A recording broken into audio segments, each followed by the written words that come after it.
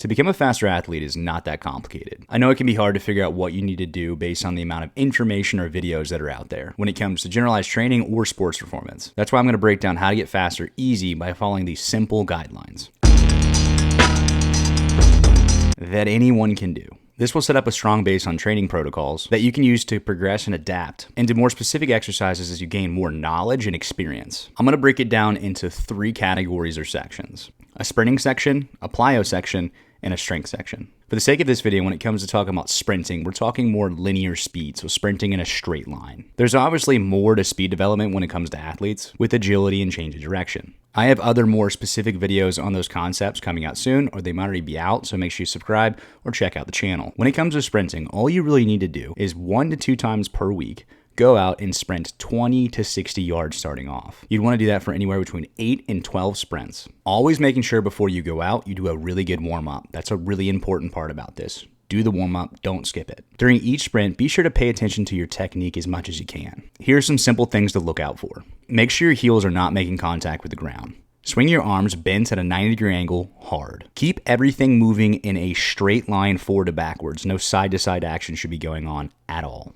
And get your knees up about the height of the waistband of your shorts. Technique on sprinting is obviously a little bit more involved in that breakdown, but in a general sense, those are some of the key things to look out for when starting off, and keeping it simple. Outside of technique, the most important part to remember and note is you should be sprinting as close to 100% effort every single sprint, which means you need to take breaks between each of those sprints so you can give 100% effort. Depending on the length of the sprints, the break should be minimal 1 minute to upwards of 3 minutes long. You take the breaks so you can maximize your ability to sprint as hard as you can. The closer you sprint to 100% effort on a consistent basis when it comes to training, over time will push your overall speed higher, making you a faster athlete, especially when it comes to combining the other 2 sections with it. Section number 2, let's do plyos or jumping. Even if you're not a jumping athlete per se, being able to jump high and be more explosive is crucial for your overall athletic development. The correlation to athletic performance, not just from a speed perspective, but of change direction or even injury prevention. The higher you jump, the more explosive you are. Being more explosive translates to more speed, but also a higher threshold to absorb force, which allows you to slow down faster, cut, and reduce the risk of injuries. So what should you do? There are tons of plyos and drills out there. I would say this section has the most variety of choices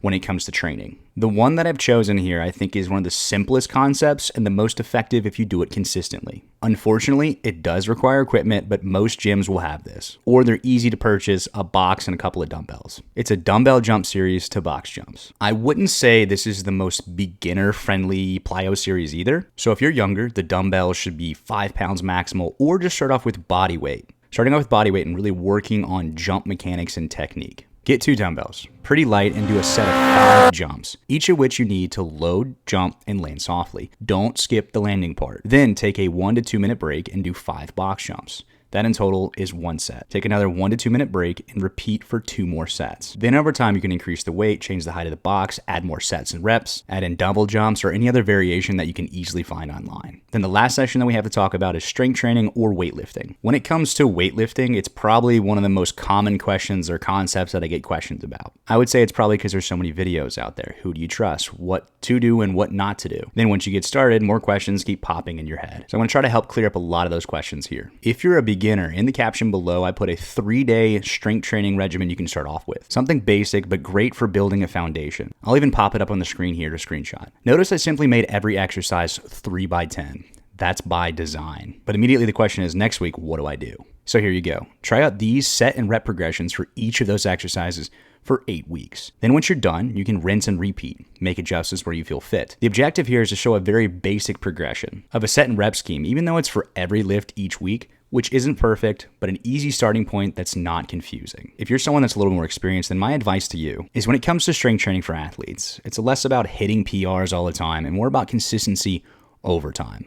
Strength training for performance sake versus intensity and making yourself sore all the time. Sore legs with inconsistent training or too heavy lifting, especially in season, is counterproductive to the goal of being able to move fast and well during games or practices. Pick 5 to 7 exercises per workout. 3 days of the week, full body works great for athletes. And stick with those on a consistent basis. Start off with less reps and sets and build your way up. More reps, more sets, and building more volume, just like you saw in the other one that I showed. This will allow you to build up your volume of training before you start getting heavier and doing more of the 5 rep ranges. Be consistent. Don't always go heavy, and be patient. Now, I know there's a bunch more details that can go into each one of these sections when it comes to perfect sprinting technique, first step mechanics, jump mechanics, progressions to workouts, more advanced movements, and the list can be pretty extensive. That's why I'm making this video. I'm trying to make it as simple as possible to give a foundation and base of where you can start off of, and then you can adapt and build out. But no matter what you're doing as far as training goes, the most important part is not to overcomplicate it too much.